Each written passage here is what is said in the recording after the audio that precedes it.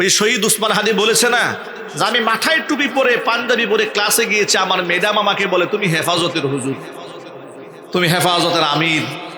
ঠিক না ঠিক বলেন? কথা বুঝতে পেরেছ? ঠান্ডা মাথায়। মানে ওরা সব সহ্য করে, ছেলে মেয়ে একসাথে বসে নষ্টামি করে, গাঁজা সেবন করে, মদ্যপান করে, ফ্রি মিক্সিং করে, জেনা ব্যভিচার করে, কোনো অসুবিধা নাই। রমজানে কোরআন তেলাওয়াত কেন করলো? শোকজ করা হয়েছিল।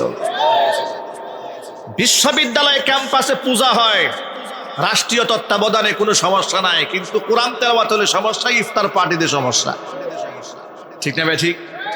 এমনকি নারায়ে তাকবীর আল্লাহু আকবার এই স্লোগানটা দেবে এক প্রশাসনের বিপ্লব কুমার নাম বড়ুয়া বলে ফেলেছে এটা হচ্ছে নিষিদ্ধ দলের সংগঠন, নিষিদ্ধ সংগঠনের স্লোগান। আমি তখন বলেছিলাম, ওই হাসিনার খুনির আমলেই বলেছিলাম, যে প্রশাসনের লোকে কথা বলেছে যে এটা নিষিদ্ধ দলের লোকদের স্লোগান, তার জন্ম নিষিদ্ধ পল্লীতে হয়েছে। আল্লাহু আকবার স্লোগানকে আপনি বলেন নিষিদ্ধ দলের স্লোগান? জবান সামলে কথা বলবেন। এই বাংলাদেশ সেই বাংলাদেশ নয়। কয়েকদিন আগে দেখেছেন না, ইনকিলাব মঞ্চের একটা মেয়ে নারায়ে তাকবীর আল্লাহু আকবার স্লোগান দেওয়া দিয়েছিল, মাইক কেড়ে নিয়েছিল, অপমান করেছিল, অপমানের জবাব পায় নাই। বিপুল ভোটে আল্লাহ পাক তাকে বিজয়ী করেছেন। এর দ্বারা আভাস দেওয়া হয়েছে আগামীর বাংলাদেশ নারায়ে তাকবীরের বাংলাদেশ।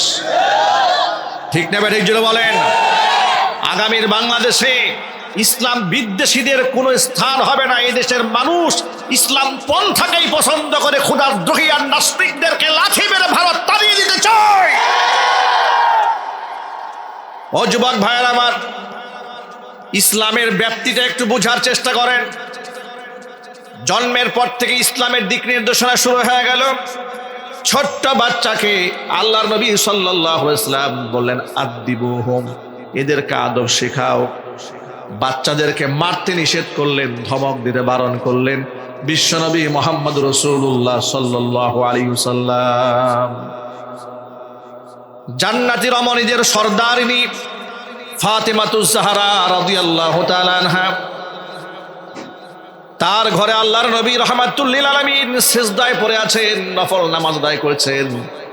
এমন সময় হাসান এবং হুসাইন রাদিয়াল্লাহু তাআলা আনহুমা সাইয়্যিদা শাবাবি আহলিল জান্নাহ, ছোট্ট মানুষ, নানা যখন সিজদায় পড়ে আছে বিশ্বনবী নানার কাঁধে উট বানায়া, ঘোড়া বানায়া দুই নাতিন খেলা করে হাসান এবং হুসাইন। নবীজি সাল্লাল্লাহু আলাইহি ওয়াসাল্লাম সিজদায় পড়ে আছেন, হাসান হুসাইন হুজুরের কাঁধের উপর চড়ে বসে আছে। এই দৃশ্যটা অনেকক্ষণ চলেছে, কিন্তু ফাতেমাতুজ জাহরা এটা খেয়াল করেন নাই। বেশ কিছু সময় পরে দেখতে পেলেন নবীজি সিজদায় পড়ে আছেন আর হাসান হোসেন হুজুরের কাঁধে বসে আছে, ঘোড়া বানায় দুষ্টামি করছে। ফাতেমাতুজ জাহরা রাদিয়াল্লাহু তাআলা আনহা হাসান হুসাইনকে ধমক দিয়ে ঘর থেকে তাড়াই দিলেন। তোমরা নামাজে ডিস্টার্ব করতেছো, এই কথা বলে ঘর থেকে তাড়িয়ে দিয়ে, ধমক দিয়ে তাড়িয়ে দিয়েছে। নামাজ শেষ করার পর আল্লাহর নবী ফাতেমাকে ডাকলেন, ফাতেমা রে, হাসান হুসাইনকে ধমক দিলে কেন? বলে আব্বা জান, আপনাকে নামাজের মধ্যে তারা কষ্ট দিচ্ছিল। হুজুর বলেন, শোনো, ওরা মজা পাচ্ছিল আমাকে ঘোড়া বানিয়ে খেলা করে, আর আমি মজা পাচ্ছিলাম আমার রবের সামনে সেজদায় পড়ে থেকে। বাচ্চাদেরকে ধমক দিও না, বাচ্চাদেরকে আদব শিখাও, দিন শিখাও, মোহাব্বত করো। সুবহানাল্লাহ পড়েন। নবী করিম সাল্লাল্লাহু আলাইহি ওয়াসাল্লাম শিশু বাচ্চাদেরকে চুমা দিতেন, চুমু খেতেন। এক সাহাবী এসে বলতেন, ইয়া রাসূলুল্লাহ, আমার তো 10টা বাচ্চা হয়েছে, আমি জীবনে একটা বাচ্চার জীবনে চুমা দেইনি। হুজুর আফসোস করে বললেন, আল্লাহ পাক যদি কোনো বান্দার অন্তর থেকে রহমত উঠায় নেয়, এটা আমি কি করতে পারি? হুজুর উদ্বুদ্ধ করলেন বাচ্চাদেরকে চুমু দিতে, স্নেহ করতে, মোহাব্বত করতে। যদি বলেন আল্লাহু আকবার। আবার সেই মোহাব্বত যেন এক পেশে না হয়ে শুধু ছেলের দিকে ডাইভার্ট না হয়ে যায়, মেয়েও যেন আপনার মোহাব্বত এবং ভালোবাসা থেকে বঞ্চিত না হয়, সেই ব্যাপারে নবীজি সাল্লাল্লাহু আলাইহি সাল্লাম এত কাজের ভিড়েও সতর্ক করেছেন। এই এরকম মজলিসে একদিন রাসূল বসে আছেন, হুজুরের সামনে সাহাবায়ে কেরাম বসে আছেন। এমন সময় আল্লাহর হাবিব রাহমাতুল লিল আলামিন লক্ষ্য করলেন যে একজন আনসারী সাহাবী এসে হুজুরের সামনে বসলেন। বসার পরে কিছু সময়ের মধ্যে তার ছোট্ট একটা পুত্র সন্তান এলো। আনসারী সাহাবী পুত্র সন্তানটাকে গালে মুখে চুমু খেয়ে নিজের কোলের মধ্যে বসায় নিলেন। কিছু সময়ের মধ্যে ছোট্ট একটা মেয়ে সন্তান এলো তার। চুমাও খেলেন না, কুলেও নিলেন না, এমনিতেই স্বাভাবিকভাবে সামনে বসিয়ে দিলেন। এত ব্যস্ততার মধ্যে রহমতের নবী এই দৃশ্যটার চোখ থেকে আড়াল হয় নাই। হুজুর উপস্থিত সাহাবীদের সামনে তাকে বললেন, সাহাবীরে হাল্লা সাবাইতা বাইনাহুমা, ব্যাপারটা কি? ছেলেটাও তোমার, মেয়েটাও তোমার? ছেলেটা আসা মাত্র গালে মুখে চুমা খেলে কুলের মধ্যে বসালে, মেয়েটা এলো, মেয়েটাকে কুলে নিলে না, চুমাও খেলে না, সামনে বসাই দিলে। সমতা রক্ষা করলে না কেন? ব্যালেন্স করলে না কেন? ইত্তাকিল্লাহ, আল্লাহকে ভয় করো। ও আদিলু ফি আবনাইকুম, নিজের সন্তানদের মধ্যে ভারসাম্য রক্ষা করো। সুবহানাল্লাহ। দেখেছেন, জন্মের পর থেকে নারী পুরুষ ছেলে মেয়ের অধিকার শুরু হয়েছে। ইসলাম অধিকার গজাই দিয়েছে। আল্লাহু আকবার বলেন। অধিকার প্রতিষ্ঠিত করে দিয়েছে।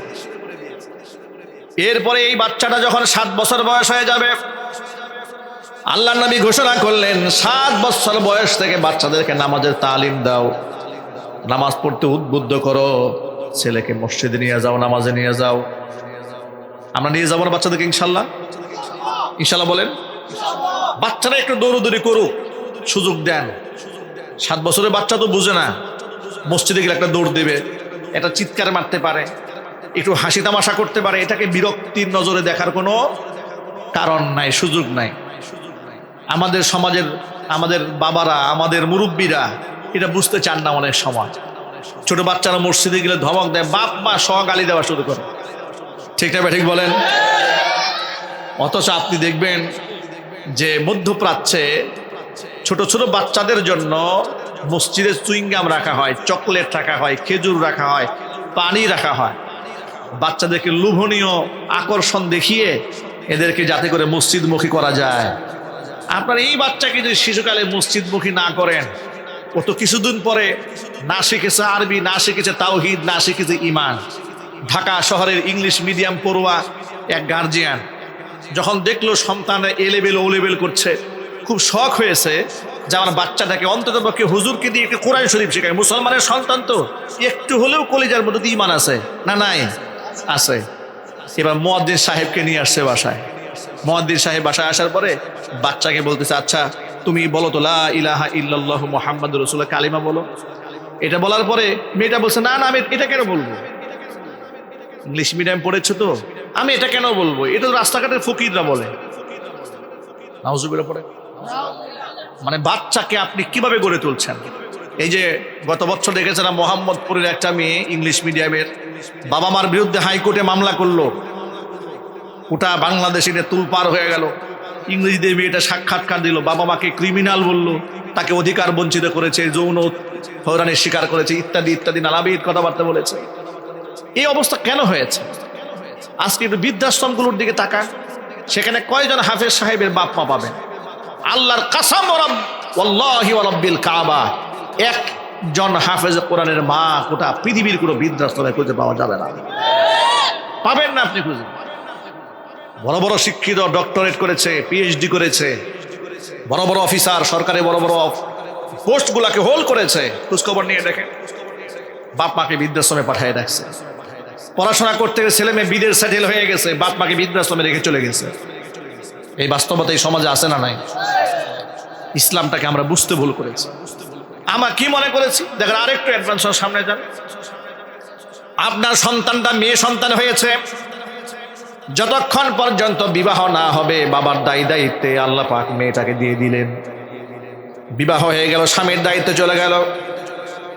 আবার আপনি যখন বিবাহ দিতে যাবেন, পাত্র পাত্রী সিলেক্ট করতে যাবেন, সেই ক্ষেত্রে হাদিসের দিক নির্দেশনা দিয়ে দেওয়া হলো। আল্লাহ নবী বলেন, তুনকাহুল মারআতু লিআরবাইন, 4টা গুণ দেখে সাধারণত মেয়েদেরকে বিবাহ করা হয়। 1 নাম্বার লি জামালিহা, তার সৌন্দর্য দেখে, ওয়ালি মালিহা, তার সম্পদ দেখে, ওয়ালি হাসাবিহা, তার বংশমর্যাদা দেখে, সামাজিক স্ট্যাটাস দেখে, ওয়ালি দীনিহা, তার ধার্মিকতা দেখে।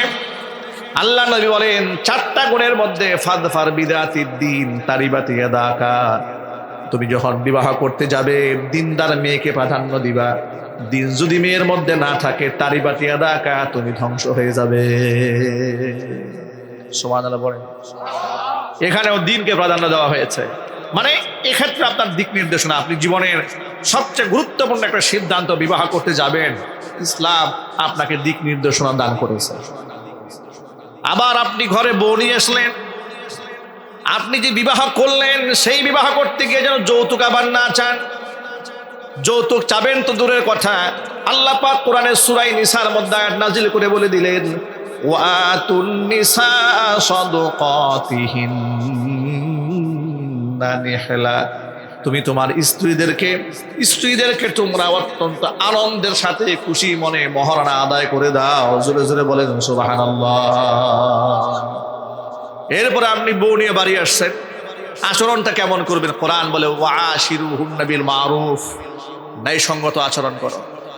ধরো তোমার স্ত্রীর আচরণে একদিন মেজাজ খারাপ হয়ে গেছে, আল্লাহ পাক বলছেন ফাআসা আন তাকরাহু শাইআ ওয়া ইয়াজআলাল্লাহু ফীহি খায়রান কাসীরা।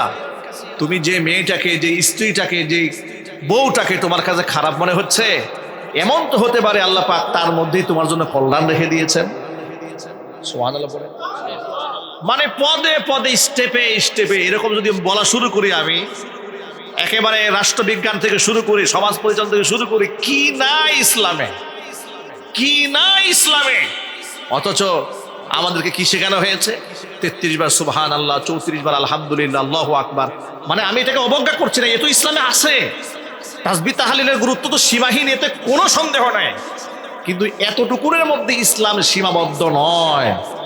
ইসলাম শুধু খানকায় সীমাবদ্ধ নয়, ইসলাম শুধুমাত্র মসজিদের মেহরাবে সীমাবদ্ধ নয়, মাদ্রাসায় সীমাবদ্ধ নয়। ইসলাম গোটা জিন্দেগি। ইসলাম কি জুড়ে বলেন? ইসলাম গোটা জিন্দেগি। অথচ আমরা গোটা জীবনটাকে, জীবনের সমস্ত গুরুত্বপূর্ণ অধ্যায় থেকে ইসলামকে বিদায় করে দিয়ে কোন জায়গায় ইসলাম রাখছি দেখেন।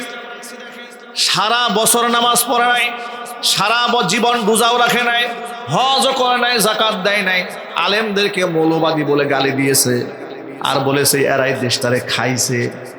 ঠিক না ভাই? ঠিক। এ মরে গেছে, ইতিমখানা থেকে 10 জন হাফেজ সাহেব নিয়ে আসছে, হুজুর তাড়াতাড়ি বাবা মরছে, একটু দোয়া করেন। এরকম একটা ক্ষুধাদ্রোহী মানুষ ছটান হয়ে পড়ে আছে, কত দাম্ভিকতা, কত অহংকার সব নিয়ে পরকাল রওনা হয়ে গেছে। এই লাশটারে সামনে রেখে হাফেজ সাহেবরা চতুর্দিকে বসেছে, জুলে জুলে কোরআন শরীফ পড়তেছে। আল্লাহ পাক দিলেন জিন্দা মানুষের জন্য হেদায়েত কোরআন, আর আমরা জিন্দা মানুষের জীবন থেকে কোরআনটা সরাই দিয়া মরা মানুষের কোরআন শরীফ শুনাইতেছি। ঠিক না? ঠিক বলেন। আমার কনসেপ্টটা কোন জায়গায় দাঁড়িয়েছে দেখেন। যে মানুষটা সারা জীবন আমারে মৌলবাদ বলে গালি দেয়, নির্বাচন আসলে সেই মানুষটা আমার কাছে দোয়ার জন্য আসে, এসে বলে হুজুর আপনার রহমতের হাতটা একটু মাথায় দেন। ঠিক না ভাই? এই যে সামনে নির্বাচন আসতেছে, দেখবেন এখন নির্বাচনের প্রার্থী যারা হয়েছে তাদের আচরণ দেখলে মনে হবে জিন্দা সাহাবী। ঠিক না বলে? মানে এমপি পদপ্রার্থীদের ব্যবহার এত সুন্দর হতে পারে, এর দ্বারা বোঝা যায় যে সারা বছর ইলেকশনের মৌসুম থাকা উচিত। খালি মানে পিরিয়ড চেঞ্জ হবে, যে আগামী পরশুদিন নির্বাচন, আগামী মাসে নির্বাচন হবে, এই কথা বলে সবাই ভালো বানাই দেওয়া হবে, আর নির্বাচন দেওয়া হবে না, আবার 1 মাস পিছাই দেওয়া হবে। এইরকম 12 মাস নির্বাচন পিছাইলে অন্তত পক্ষে একটা কাজ হবে। সেই কাজটা কি? যে এই এমপি প্রার্থীগুলা সব ফেরেশতা হয়ে যাবে। ঠিক না? ঠিক। যার চেহারার দিকে নির্বাচিত হলে তাকে কথা বলা যায় না, সেই তাকে লাথি মারলেও ইদানিং কিছু কয় না। ঠিক না ভাই? কি ফেরেশতা, কি ব্যবহার, কি মুআমালাত, মনে হচ্ছে আখলাকে নববীদা ধারণ করে আছে। একেবারে সাহাবায়ে কেরাম জিন্দা শাহজালাল চলে আসছে, হুজুর আপনারা একটু দোয়া করে দেন। দেখেন রিকশাওয়ালার সাথে বুক মিলাইতেছে। ঠিক না? হ্যাঁ, কুলি মজুর ঠেলাওয়ালার সাথে বুক মিলায়। একবার খালি পাশ করায় দেন, বুক মিলাবেন। বাড়ির সামনে লেখা আছে বিদেশি কুকুর আছে, সাবধান। ঠিক না ভাই? আমাদের চরিত্র কত খারাপ, চিন্তা করেছেন? চিন্তা করেছেন?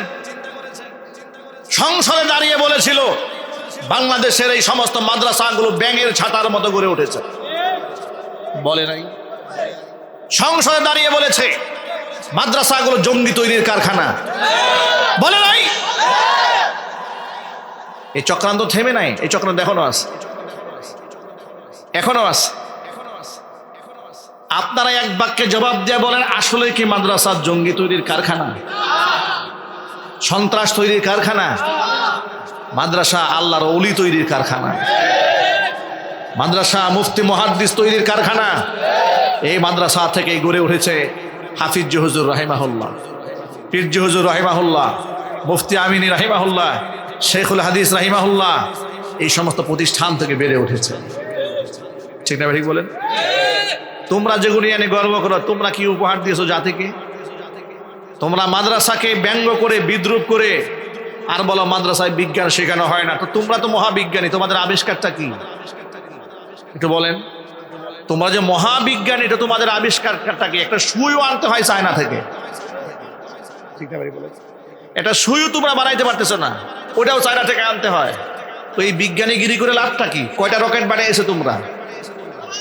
কথায় কথায় আলেমদেরকে যারা ঠেস মেরে কথা বলে, ধাক্কা দিয়ে কথা বলে যে হুজুররা এগুলো মাদ্রাসায় থাকে, এরা সমাজ সম্পর্কে বুঝে না, বিজ্ঞান বুঝে না, ইংরেজি বুঝে না, বিশ্ব রাজনীতি বুঝে না। আচ্ছা, আমরা কিছুই বুঝি না, আমরা দুনিয়াও বুঝি না, শুধু আখিরাতটা একটু একটু বুঝি। আচ্ছা ঠিক আছে, তুমি তো বুঝো অনেক, তো তুমি তো মহাবিজ্ঞানী, শাহবাগী বিজ্ঞানী বলো আর কলা বিজ্ঞানী যাই বলো না, কারণ বিজ্ঞানী হয়েছে তুমি। তো তোমার আবিষ্কারটা কি একটু দেখতে চায়। এই যে আমার সামনে মাইকটা, এটা তুমি বানাও নাই, কথা বলে না কেন? এটা তুমি বানাও নাই। তুমি তো ওই যে পদ্মা সেতু এত বড় ব্রিজ হলো, এই ব্রিজটাও তুমি বানাও নাই, এটা বিদেশ থেকে ইঞ্জিনিয়াররা করেছে, মিস্ত্রিগুলা বিদেশ থেকে এসেছে। কথা বলতে হবে, ঠিক না? ঠিক বলে। তোমার অর্জনটা কি? তুমি যে অহংকার করে আলেমদেরকে ঠেস মেরে কথাবার্তা বলো। আচ্ছা, আলেম তো বিজ্ঞান বিভাগে পড়াশোনা তো করেই নাই, তুমি তো বিজ্ঞান বিভাগের ছাত্র, তুমি তো মহাবিজ্ঞানী, মহাপণ্ডিত। তো এই পণ্ডিতি করে একটা অটো রিক্সা তো তুমি ওরা বানাতে পারো নাই। অন্য দেশের বিজ্ঞানীরা গবেষণা করে, থিসিস করছে, গবেষণা করছে, সফটওয়্যার আবিষ্কার করছে, রোবট বানাচ্ছে। তুমি কি বানাচ্ছ? তুমি বানাচ্ছ শাহবাগ চত্বরে পেশার মূর্তি। ঠিক না ঠিক বলো? তুমি চেতনা ব্যবসা করো বাংলাদেশে। এই ভণ্ডামি এদেশের মানুষ বুঝে গেছে, এদেশের মানুষ ভণ্ডামি বুঝে গেছে। এদেশের মানুষ এখন সৎ নেতৃত্ব চায়, যোগ্য নেতৃত্ব চায়, ইমানদার নেতৃত্ব চায়। এদেশে মাদ্রাসা এবং মসজিদ থেকে মানুষ নেতৃত্ব দেখতে চায়, রাষ্ট্রের নেতৃত্ব। কথা বলতে হবে, ঠিক কিনা বলেন? এদেশ কোরআন সুন্নাহ দিয়ে পরিচালিত হোক, এটা আপনারা চান? কারা কারা চান? দু হাত দেখতে চাচ্ছি আমি। নারায়ে তাকবীর, আল্লাহু আকবার, নারায়ে তাকবীর, আল্লাহু আকবার, নারায়ে তাকবীর, আল্লাহু আকবার। ইসলাম ইসলাম জিন্দাবাদ জিন্দাবাদ, জিন্দাবাদ জিন্দাবাদ, ইসলাম ইসলাম, ইসলাম ইসলাম, জিন্দাবাদ জিন্দাবাদ। কোরআন সুন্নাহ দিয়ে দেশ সমাজ পরিচালিত হলে কি ফায়দা হয়? ছোট্ট একটা উদাহরণ দিয়ে লক্ষ্য করেন। আপনি বলবেন গোটা দুনিয়ার মধ্যে কোরআন সুন্নাহ দিয়ে রাষ্ট্র পরিচালনা করে কে কতটুকু ফায়দা করেছে? এক নাম্বার উদাহরণ দেব খোলাফায়ে রাশিদিনদের উদাহরণ। আর আপনি যদি বর্তমান বাস্তবতা দেখতে চান,